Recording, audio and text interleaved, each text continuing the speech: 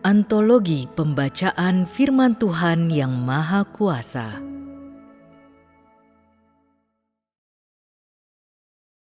Pekerjaan Tuhan dan pekerjaan manusia.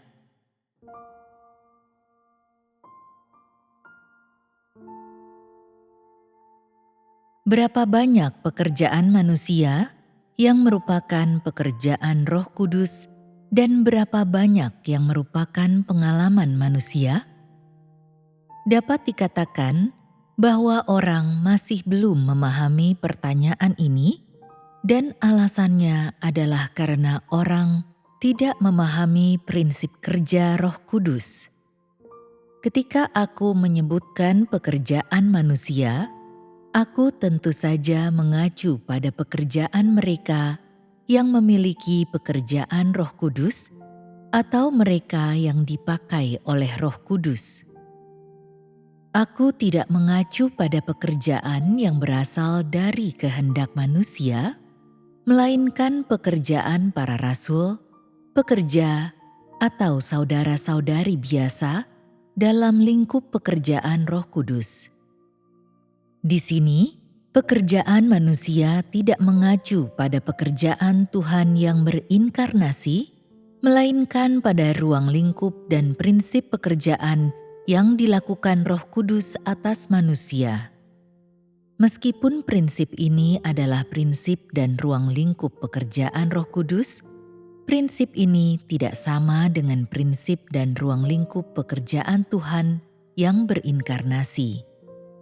Pekerjaan manusia mengandung hakikat dan prinsip manusia, dan pekerjaan Tuhan mengandung hakikat dan prinsip Tuhan.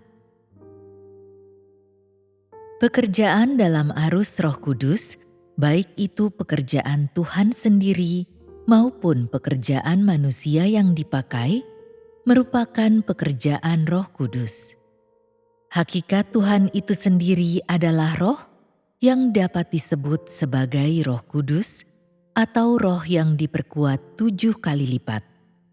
Sepenuhnya mereka adalah Roh Tuhan, meskipun Roh Tuhan telah disebut dengan nama-nama yang berbeda pada zaman yang berbeda. Hakikat mereka tetap satu. Oleh karena itu, pekerjaan Tuhan itu sendiri adalah pekerjaan Roh Kudus, sedangkan pekerjaan Tuhan yang berinkarnasi tidak lain adalah Roh Kudus yang sedang bekerja. Pekerjaan manusia yang dipakai juga merupakan pekerjaan Roh Kudus. Namun, pekerjaan Tuhan adalah ungkapan sempurna dari Roh Kudus yang mutlak benar, sedangkan pekerjaan manusia yang dipakai tercampur dengan banyak unsur manusia, dan itu bukan ungkapan langsung dari Roh Kudus, apalagi ungkapan sempurnanya. Pekerjaan Roh Kudus bervariasi dan tidak dibatasi oleh kondisi apapun. Pekerjaan Roh Kudus bervariasi dalam diri orang-orang yang berbeda. Pekerjaan ini mewujudkan berbagai esensi yang berbeda dan berlainan sesuai zamannya dan juga sesuai negara. Tentu saja, meskipun Roh Kudus bekerja dengan banyak cara yang berbeda dan menurut banyak prinsip, bagaimanapun pekerjaan itu dilakukan atau pada orang macam apa, esensinya selalu berbeda.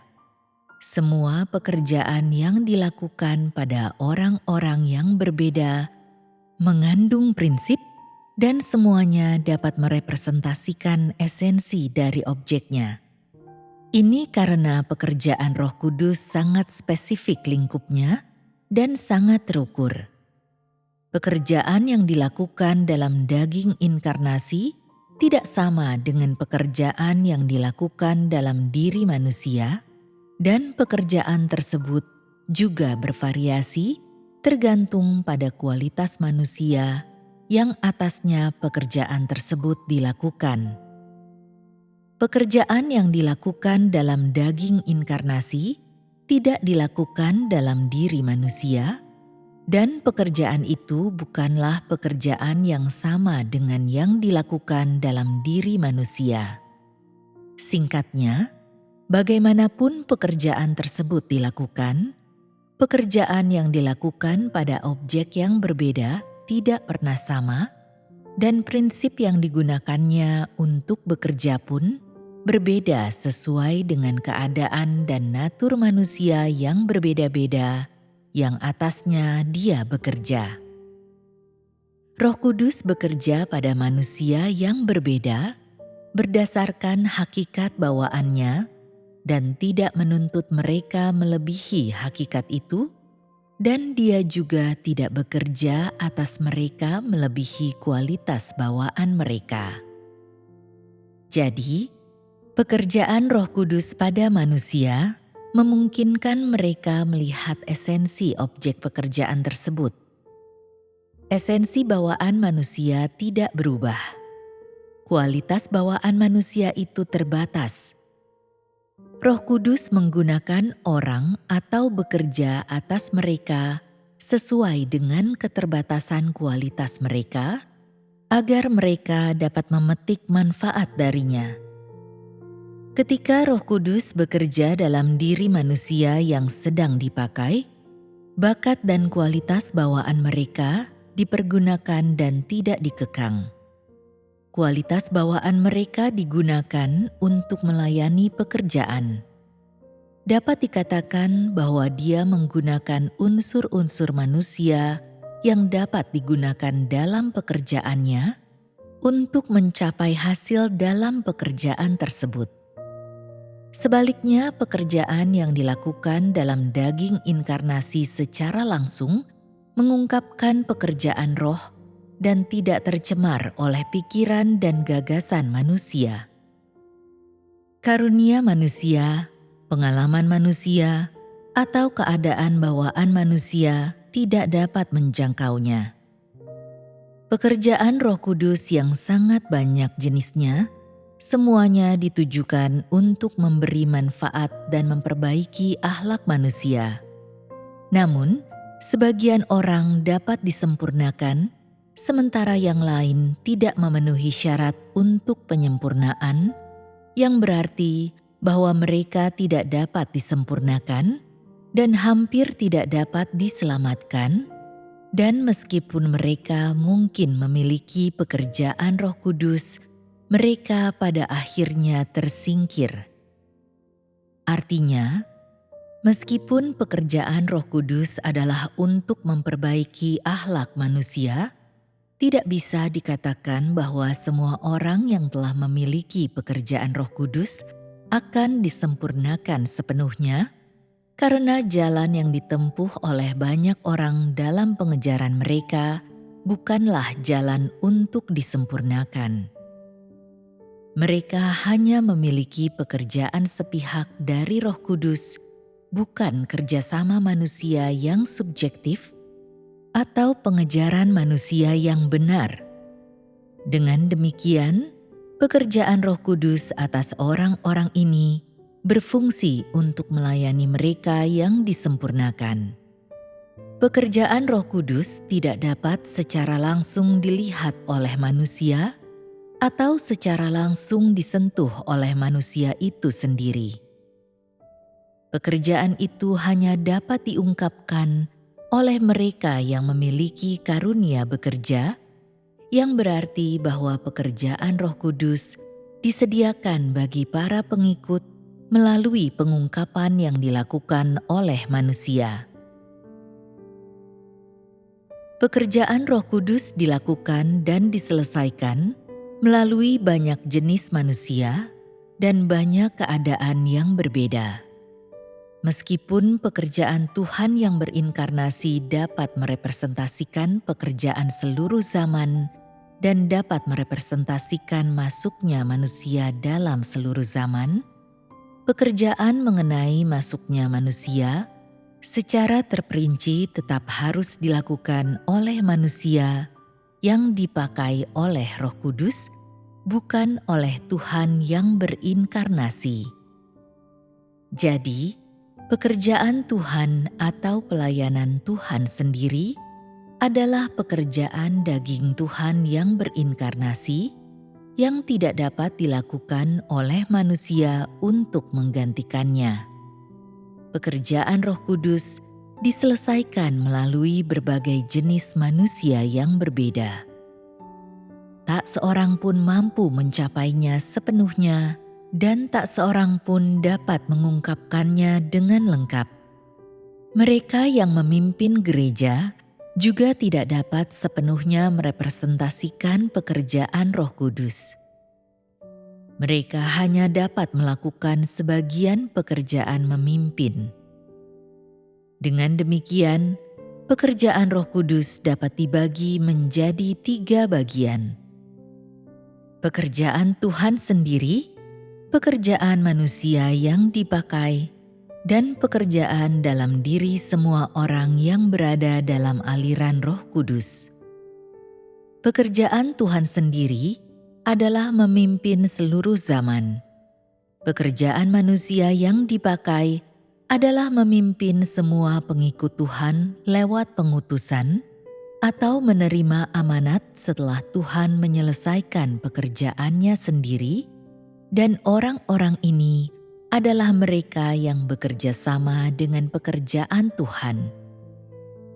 Pekerjaan yang dikerjakan oleh Roh Kudus dalam diri mereka yang berada di dalam aliran adalah memelihara semua pekerjaannya sendiri, yaitu memelihara seluruh pengelolaan dan kesaksiannya, sekaligus menyempurnakan mereka yang dapat disempurnakan.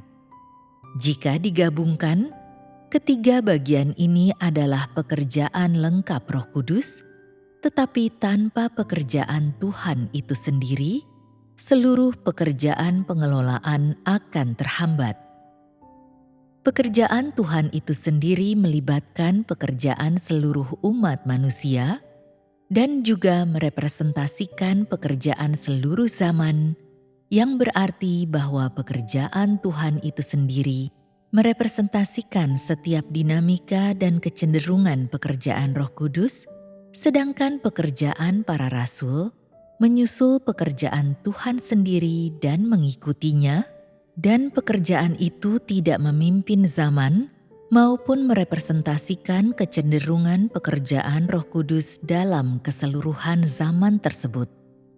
Mereka hanya melakukan pekerjaan yang harus dilakukan manusia, yang sama sekali tidak ada hubungannya dengan pekerjaan pengelolaan. Pekerjaan yang Tuhan sendiri lakukan adalah proyek dalam pekerjaan pengelolaan. Pekerjaan manusia hanyalah tugas yang dipenuhi oleh manusia yang dipakai dan tidak ada kaitannya dengan pekerjaan pengelolaan. Terlepas dari fakta bahwa keduanya adalah pekerjaan Roh Kudus, tetapi karena identitas dan representasi pekerjaan tersebut berbeda, maka ada perbedaan yang jelas dan hakiki antara pekerjaan Tuhan sendiri dan pekerjaan manusia. Selain itu, taraf pekerjaan yang dilakukan oleh Roh Kudus berlainan pada objek-objek yang memiliki berbagai identitas berbeda. Ini adalah prinsip dan ruang lingkup pekerjaan Roh Kudus. Pekerjaan manusia menandakan pengalaman dan kemanusiaannya, hal yang disediakan oleh manusia dan pekerjaan yang dilakukannya merepresentasikan dirinya.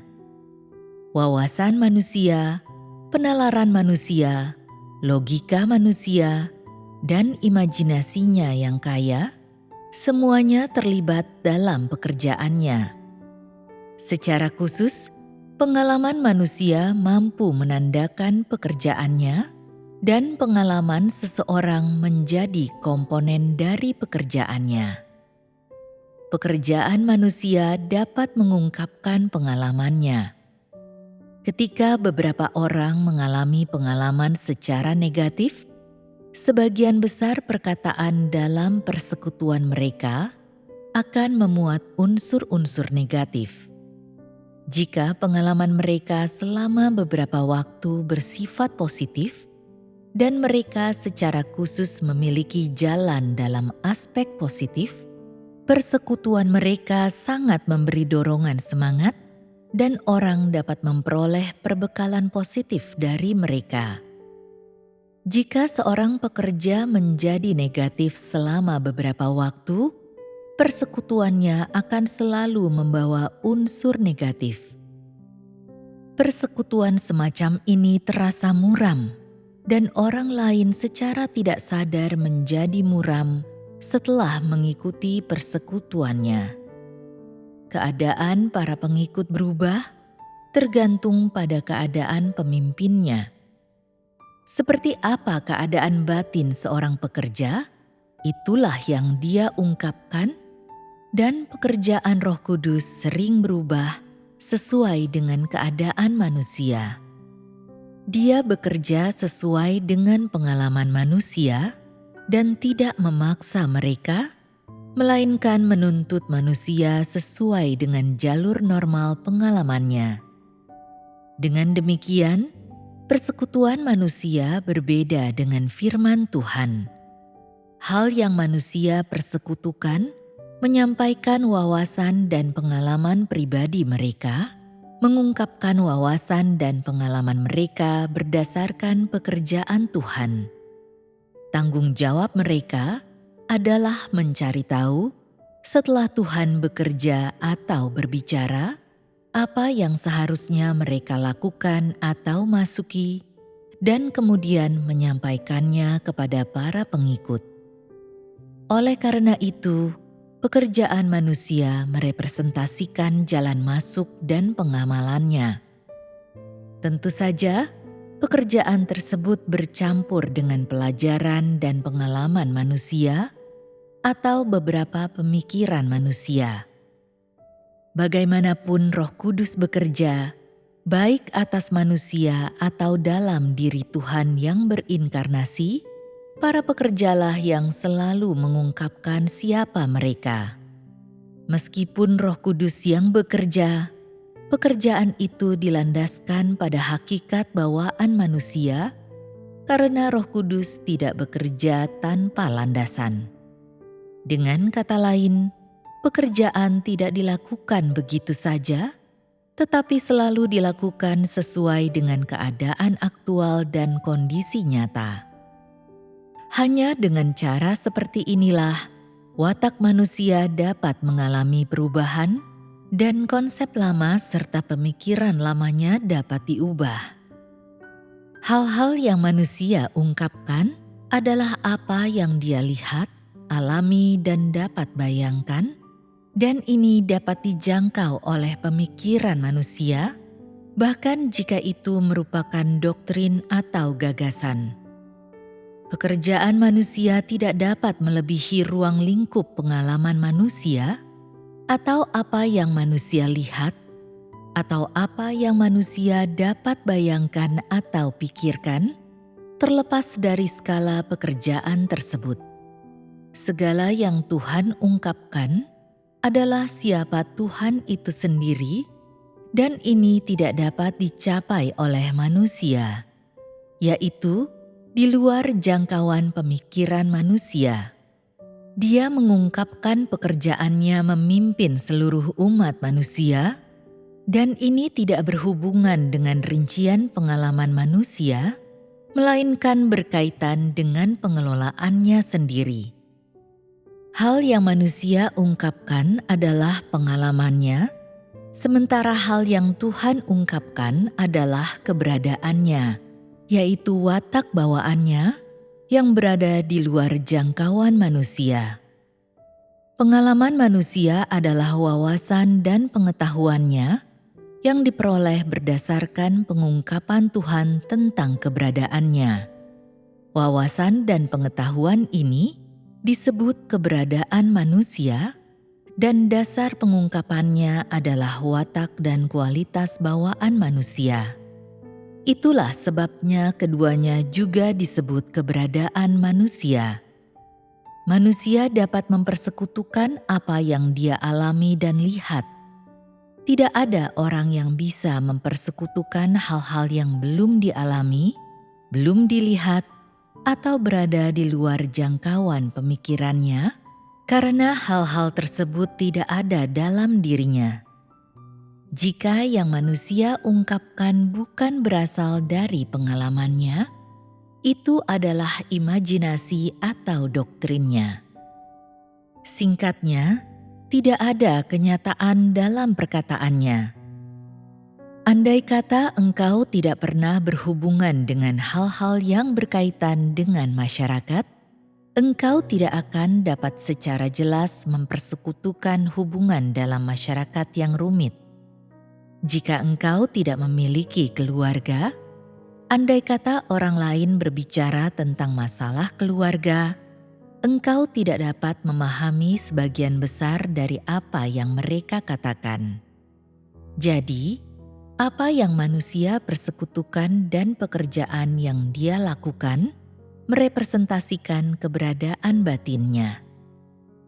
Jika seseorang mempersekutukan pemahamannya mengenai hajaran dan penghakiman, tetapi engkau tidak memiliki pengalaman tentang itu, engkau tidak mungkin berani menyangkal pengetahuannya, apalagi berani 100% yakin tentang hal itu. Ini karena persekutuannya menyangkut sesuatu yang belum pernah engkau alami, sesuatu yang belum pernah engkau ketahui, dan pikiranmu tidak dapat membayangkannya. Dari pengetahuannya, engkau hanya dapat mengambil jalan untuk menempuh hajaran dan penghakiman di kemudian hari.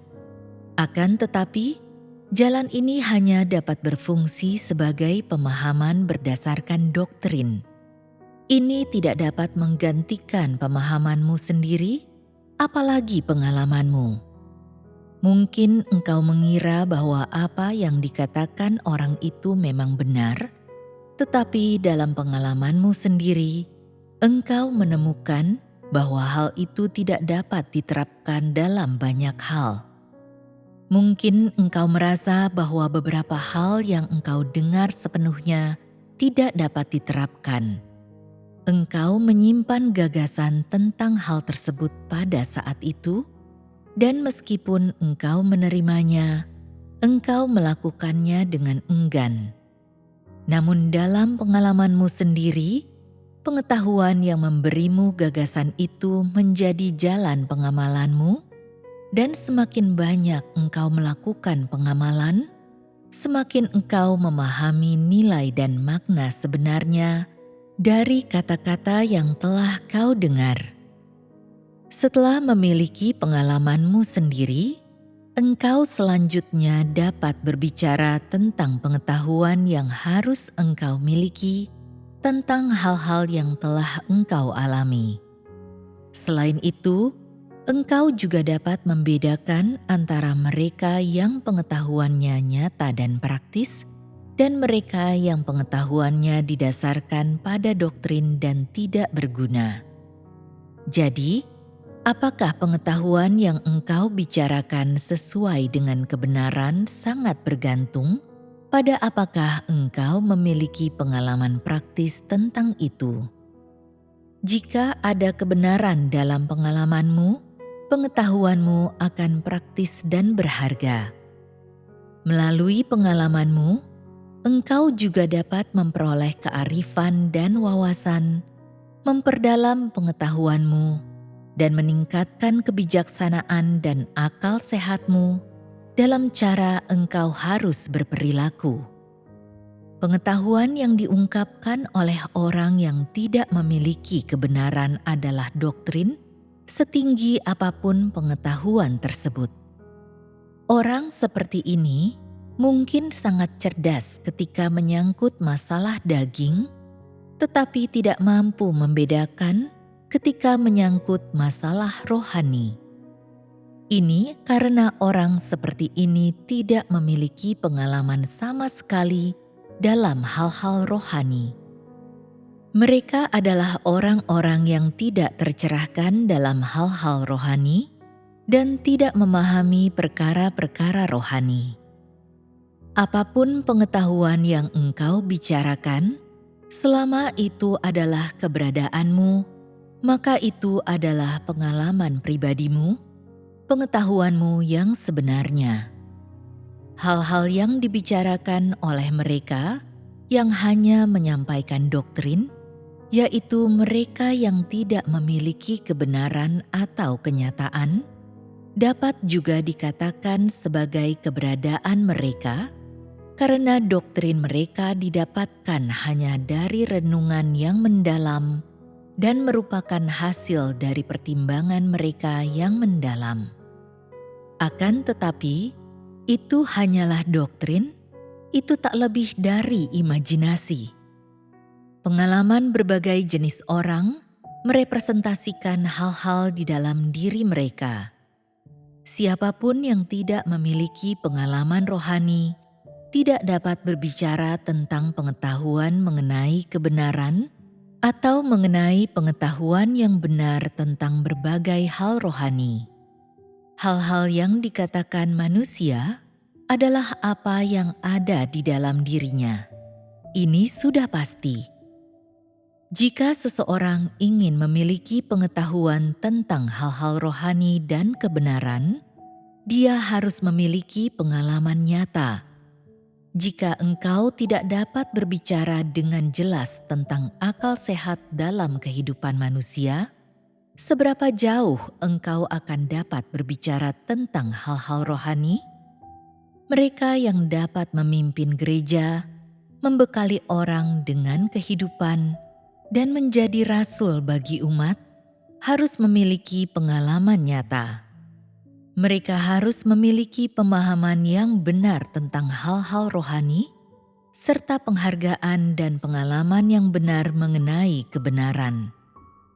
Hanya orang-orang seperti itu yang memenuhi syarat untuk menjadi pekerja atau rasul yang memimpin gereja. Kalau tidak, mereka hanya dapat mengikuti di urutan paling belakang dan tidak dapat memimpin, apalagi menjadi rasul yang mampu membekali umat dengan kehidupan. Ini karena tugas para rasul bukanlah sibuk ke sana kemari atau bertarung. Tugas mereka adalah melakukan pekerjaan menyalurkan kehidupan dan memimpin orang lain dalam mengubah watak mereka. Mereka yang menjalankan peran ini diberi amanat untuk memikul tanggung jawab yang berat yang tidak dapat dilakukan sembarang orang. Pekerjaan semacam ini hanya dapat dilakukan oleh mereka yang memiliki keberadaan hidup, yaitu mereka yang memiliki pengalaman tentang kebenaran. Pekerjaan ini tidak dapat dilakukan oleh sembarang orang yang dapat menyerahkan diri, sibuk ke sana kemari, atau bersedia mengorbankan diri. Orang yang tidak memiliki pengalaman tentang kebenaran, yang belum dipangkas atau dihakimi, tidak dapat melakukan jenis pekerjaan ini.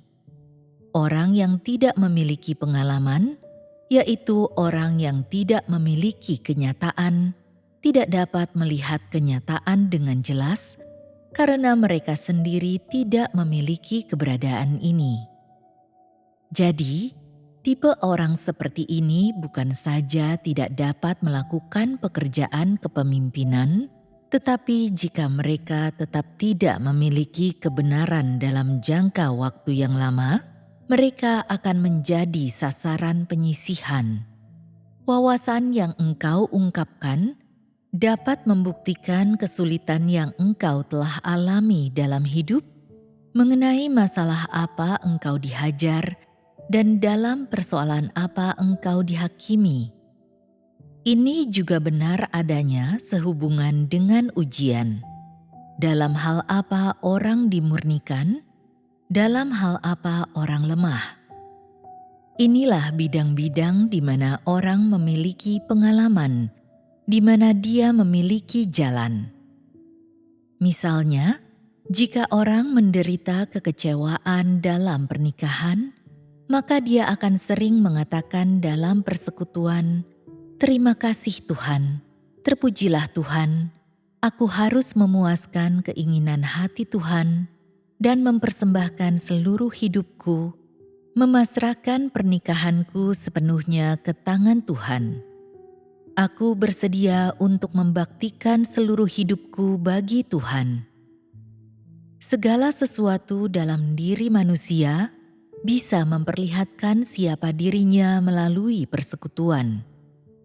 Kecepatan orang dalam berbicara, apakah dia berbicara dengan suara keras atau dengan suara lembut, hal-hal ini bukan masalah pengalaman dan tidak dapat merepresentasikan apa yang dia miliki dan siapa dia. Hal-hal ini hanya dapat mengatakan apakah karakter seseorang itu baik atau buruk, atau apakah naturnya baik atau buruk, tetapi tidak dapat disamakan dengan apakah dia memiliki pengalaman. Kemampuan untuk mengungkapkan diri ketika berbicara, atau keterampilan atau kecepatan berbicara, hanyalah masalah kebiasaan dan tidak dapat menggantikan pengalaman seseorang. Ketika engkau berbicara tentang pengalaman pribadimu, engkau mempersekutukan hal-hal yang engkau anggap penting dan semua hal di dalam dirimu. Khotbahku merepresentasikan keberadaanku, tetapi apa yang kufirmankan berada di luar jangkauan manusia. Hal yang aku firmankan bukanlah apa yang manusia alami, dan itu bukanlah sesuatu yang dapat dilihat oleh manusia. Itu juga bukan sesuatu yang dapat disentuh manusia, tetapi itulah aku. Sebagian orang hanya mengakui bahwa apa yang aku persekutukan adalah apa yang telah kualami, tetapi mereka tidak menyadari bahwa itu adalah ungkapan langsung roh. Tentu saja, apa yang kukatakan adalah apa yang kualami. Akulah yang telah melakukan pekerjaan pengelolaan selama 6.000 tahun. Aku telah mengalami segalanya sejak awal penciptaan manusia sampai sekarang. Bagaimana mungkin aku tidak dapat membicarakannya?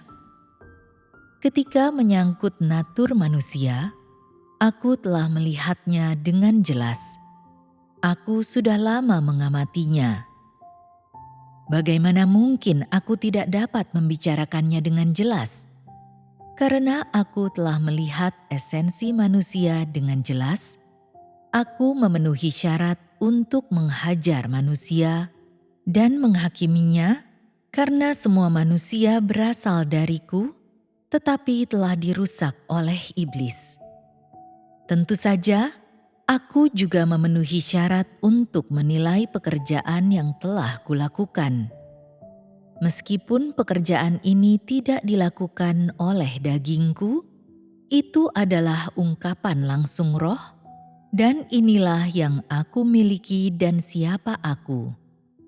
Karena itu, aku memenuhi syarat untuk mengungkapkannya dan melakukan pekerjaan yang seharusnya aku lakukan. Hal-hal yang dikatakan manusia adalah apa yang telah mereka alami. Itu adalah apa yang telah mereka lihat, apa yang dapat dijangkau oleh pikiran mereka, dan apa yang dapat dirasakan oleh indera mereka. Itulah yang dapat mereka persekutukan. Firman yang diucapkan oleh daging Tuhan yang berinkarnasi adalah ungkapan langsung roh dan mengungkapkan pekerjaan yang telah dilakukan oleh roh yang belum dialami atau dilihat oleh daging itu, tetapi dia tetap mengungkapkan keberadaannya karena hakikat daging adalah roh dan dia mengungkapkan pekerjaan roh. Itu adalah pekerjaan yang sudah dilakukan oleh roh, sekalipun pekerjaan itu berada di luar jangkauan daging. Setelah inkarnasi, melalui pengungkapan daging, Dia memampukan manusia untuk mengenal keberadaan Tuhan dan memungkinkan manusia melihat watak Tuhan dan pekerjaan yang telah Dia lakukan. Pekerjaan manusia memberi kejelasan yang lebih baik kepada orang tentang apa yang harus mereka masuki dan apa yang harus mereka pahami. Pekerjaan ini termasuk memimpin umat untuk memahami dan mengalami kebenaran. Pekerjaan manusia adalah untuk memelihara manusia. Pekerjaan Tuhan adalah untuk membuka jalan baru dan zaman baru bagi umat manusia dan mengungkapkan kepada manusia hal-hal yang tidak diketahui oleh manusia fana, sehingga memungkinkan mereka mengenal watak-Nya. Pekerjaan Tuhan adalah memimpin seluruh umat manusia. Seluruh pekerjaan Roh Kudus dilakukan demi mendatangkan manfaat bagi manusia. Semuanya menyangkut perbaikan akhlak manusia. Tidak ada pekerjaan yang tidak menguntungkan manusia. Entah kebenaran itu dalam atau dangkal, dan bagaimanapun kualitas orang-orang yang menerima kebenaran, segala sesuatu yang dilakukan Roh Kudus bermanfaat bagi manusia. Akan tetapi, pekerjaan Roh Kudus tidak dapat dilakukan secara langsung. Pekerjaan itu harus diungkapkan melalui manusia yang bekerja sama dengannya. Hanya dengan demikianlah hasil pekerjaan Roh Kudus dapat diperoleh. Tentu saja, saat Roh Kudus bekerja secara langsung, pekerjaan itu sama sekali tidak tercemar. Tetapi saat Roh Kudus bekerja melalui manusia, pekerjaan itu banyak ternoda dan bukanlah pekerjaan asli Roh Kudus. Dengan demikian, kebenaran berubah dalam tingkatan yang berbeda-beda. Pengikut tidak menerima maksud asli dari Roh Kudus, melainkan kombinasi dari pekerjaan Roh Kudus dan pengalaman serta pengetahuan manusia. Bagian yang diterima oleh para pengikut yang merupakan pekerjaan Roh Kudus itu benar, sedangkan pengalaman dan pengetahuan manusia yang mereka terima bervariasi karena pekerjanya berbeda. Pekerja yang memiliki pencerahan dan bimbingan Roh Kudus akan menimba pengalaman berdasarkan pencerahan dan bimbingan ini. Di dalam semua pengalaman ini, berpadu pikiran dan pengalaman manusia serta keberadaan kemanusiaan. Setelah itu mereka mendapat pengetahuan atau wawasan yang harus mereka miliki. Inilah jalan pengamalan manusia setelah mengalami kebenaran. Jalan pengamalan ini tidak selalu sama karena manusia memiliki pengalaman yang berbeda dan hal-hal yang dialami manusia berbeda. Dengan demikian, pencerahan Roh Kudus yang sama menghasilkan pengetahuan dan pengamalan yang berbeda karena mereka yang menerima pencerahan pun berbeda. Sebagian orang melakukan kesalahan kecil selama pengamalan, sementara sebagian melakukan kesalahan besar, dan sebagian lagi tidak melakukan apapun kecuali kesalahan. Ini karena kemampuan pemahaman orang berbeda-beda dan karena kualitas bawaan mereka juga berbeda. Sebagian orang memiliki suatu pemahaman tertentu setelah mendengar pesan, dan sebagian orang memiliki pemahaman yang berbeda setelah mendengar kebenaran. Sebagian orang sedikit menyimpang, dan sebagian orang sama sekali tidak memahami makna kebenaran yang sesungguhnya. Oleh karena itu, pemahaman seseorang menentukan caranya memimpin orang lain. Ini mutlak benar, karena pekerjaan seseorang hanyalah merupakan ungkapan keberadaannya. Orang yang dipimpin oleh mereka yang memiliki pemahaman yang benar tentang kebenaran juga akan memiliki pemahaman yang benar tentang kebenaran. Walaupun ada orang yang memiliki pemahaman yang salah, jumlah mereka sangat sedikit dan tidak semua orang akan mengalami kesalahan. Jika seseorang memiliki kesalahan dalam pemahamannya tentang kebenaran, mereka yang mengikutinya sudah pasti akan salah juga, dan orang-orang ini akan salah sepenuhnya. Tingkat pemahaman pengikut tentang kebenaran sangat tergantung pada pekerjanya. Tentu saja, kebenaran dari Tuhan itu benar dan tanpa kesalahan, dan benar-benar pasti. Akan tetapi, para pekerja tidak sepenuhnya benar dan tidak bisa dikatakan dapat diandalkan sepenuhnya. Jika pekerja memiliki jalan untuk mengamalkan kebenaran yang sangat praktis, maka pengikut juga akan memiliki jalan pengamalan. Jika pekerja tidak memiliki cara untuk mengamalkan kebenaran, tetapi hanya memiliki doktrin, pengikut tidak akan memiliki realitas.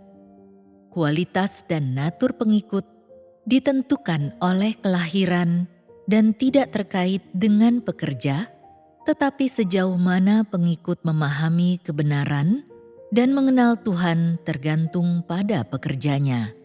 Ini hanya berlaku untuk sebagian orang. Seperti apa seorang pekerja, seperti itulah pengikut yang dipimpinnya. Hal yang diungkapkan oleh seorang pekerja adalah keberadaannya sendiri sepenuhnya. Tuntutan yang ditetapkannya atas para pengikutnya adalah apa yang dia sendiri ingin capai atau apa yang dapat dia capai. Sebagian besar pekerja menetapkan tuntutan kepada pengikut mereka berdasarkan apa yang mereka sendiri lakukan, meskipun banyak yang sama sekali tidak dapat dicapai oleh pengikutnya. Dan hal-hal yang tidak dapat dicapai orang menjadi penghambat bagi masuknya mereka. Terdapat jauh lebih sedikit penyimpangan dalam pekerjaan orang-orang yang telah mengalami pemangkasan, penanganan, penghakiman, dan hajaran, dan ungkapan pekerjaan mereka jauh lebih akurat. Mereka yang mengandalkan kealamian mereka dalam bekerja membuat kesalahan yang cukup besar. Pekerjaan orang yang belum disempurnakan mengungkapkan terlalu banyak kealamian mereka sendiri yang menjadi penghalang besar bagi pekerjaan Roh Kudus. Setinggi apapun kualitas orang, mereka juga harus menjalani pemangkasan, penanganan, dan penghakiman sebelum mereka dapat menjalankan pekerjaan yang diamanatkan Tuhan. Jika mereka belum mengalami penghakiman ini, sebaik apapun pekerjaan yang mereka tunaikan, pekerjaan itu tidak bisa sejalan dengan prinsip kebenaran dan selalu merupakan hasil dari kealamian dan kebaikan manusia.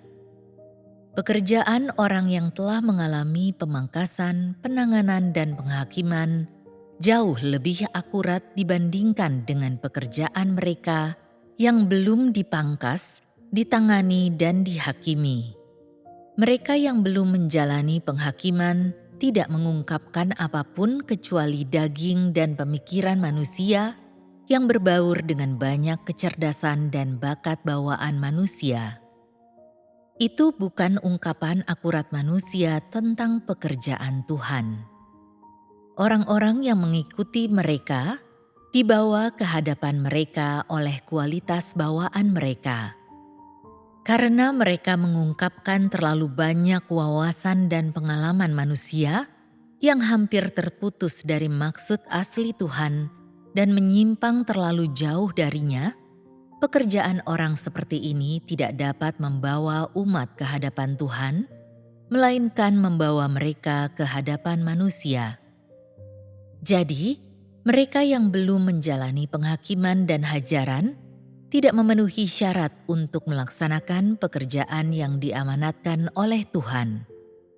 Pekerjaan pekerja yang memenuhi syarat dapat membawa umat ke jalan yang benar dan membuat mereka dapat masuk lebih jauh ke dalam kebenaran. Pekerjaan yang dilakukannya dapat membawa umat ke hadapan Tuhan. Selain itu, pekerjaan yang dilakukannya dapat bervariasi menurut orangnya dan tidak terikat oleh aturan yang memberikan keleluasaan dan kebebasan kepada manusia, juga kapasitas untuk tumbuh secara bertahap dalam kehidupan dan memperoleh jalan masuk yang lebih mendalam ke dalam kebenaran. Pekerjaan pekerja yang tidak memenuhi syarat tidak memadai. Pekerjaannya tidak bijaksana. Dia hanya dapat membawa orang kepada peraturan, dan apa yang dituntutnya dari umat tidak bervariasi menurut orangnya. Dia tidak bekerja sesuai dengan kebutuhan manusia yang sebenarnya. Dalam pekerjaan semacam ini, ada terlalu banyak aturan dan terlalu banyak doktrin, dan ini tidak dapat membawa orang ke dalam kenyataan ataupun ke dalam penerapan pertumbuhan dalam hidup yang normal. Pekerjaan ini hanya memungkinkan manusia untuk memegang teguh beberapa aturan yang tidak berharga. Panduan seperti ini hanya dapat menyesatkan manusia. Dia menuntunmu agar menjadi seperti dia. Dia dapat membawamu kepada apa yang dia miliki dan siapa dia. Agar pengikut dapat mengetahui apakah pemimpin memenuhi syarat atau tidak, kuncinya adalah melihat jalan yang mereka pimpin dan hasil pekerjaan mereka, dan melihat apakah pengikut menerima prinsip sesuai dengan kebenaran, dan apakah mereka menerima jalan pengamalan yang cocok untuk perubahan hidup mereka. Engkau harus membedakan pekerjaan yang berbeda-beda dari jenis orang yang berbeda-beda. Engkau tidak boleh menjadi pengikut yang bodoh. Ini memengaruhi masalah jalan masuk umat. Jika engkau tidak dapat membedakan kepemimpinan orang mana yang memiliki jalan dan mana yang tidak, engkau akan mudah ditipu. Semua ini berpengaruh langsung atas kehidupanmu sendiri. Ada terlalu banyak kealamian dalam pekerjaan orang yang belum disempurnakan. Pekerjaan itu terlalu banyak tercampur dengan kehendak manusia. Keberadaan mereka adalah kealamian. Mereka terlahir dengan itu. Itu bukan kehidupan setelah menjalani penanganan atau realitas setelah mengalami perubahan. Bagaimana orang seperti ini dapat membantu mereka yang mengejar kehidupan? Kehidupan asli manusia adalah kecerdasan atau bakat bawaannya. Kecerdasan atau bakat seperti ini sangat jauh dari tuntutan Tuhan yang sebenarnya terhadap manusia. Jika manusia belum disempurnakan dan wataknya yang rusak belum dipangkas dan ditangani, akan ada kesenjangan yang lebar antara apa yang dia ungkapkan dan kebenaran. Apa yang dia ungkapkan akan tercampur dengan hal-hal yang tidak jelas seperti imajinasi dan pengalamannya secara sepihak. Selain itu, terlepas dari cara kerjanya, orang merasa tidak ada tujuan menyeluruh dan tidak ada kebenaran yang cocok untuk masuknya semua orang. Sebagian besar hal yang dituntut dari manusia berada di luar jangkauan kemampuan mereka, seolah-olah mereka sekawanan bebek yang digiring ke tempat bertengger. Ini adalah pekerjaan kehendak manusia. Watak manusia yang rusak, pikiran dan gagasannya menjalari seluruh bagian tubuhnya. Manusia tidak dilahirkan dengan naluri untuk melakukan kebenaran, dan manusia juga tidak memiliki naluri untuk memahami kebenaran secara langsung. Apalagi ditambah dengan watak manusia yang rusak. Jika orang yang alami seperti ini bekerja, bukankah itu menyebabkan gangguan? Akan tetapi orang yang telah disempurnakan memiliki pengalaman tentang kebenaran yang harus dipahami manusia dan pengetahuan tentang watak mereka yang rusak, sehingga hal-hal yang tidak jelas dan tidak nyata dalam pekerjaannya berangsur-angsur berkurang, pencemaran oleh manusia pun semakin sedikit, dan pekerjaan serta pelayanannya semakin mendekati standar yang dituntut oleh Tuhan. Dengan demikian, pekerjaannya telah memasuki realitas kebenaran dan juga menjadi realistis. Pikiran di dalam jiwa manusia pada khususnya menghambat pekerjaan Roh Kudus. Manusia memiliki imajinasi yang kaya dan logika yang masuk akal, dan dia memiliki pengalaman jangka panjang dalam menangani berbagai urusan. Jika aspek-aspek manusia ini tidak menjalani pemangkasan dan pembetulan, semua itu menjadi penghambat pekerjaan. Oleh karena itu, pekerjaan manusia tidak dapat mencapai tingkat akurasi tertinggi, terutama pekerjaan manusia yang belum disempurnakan.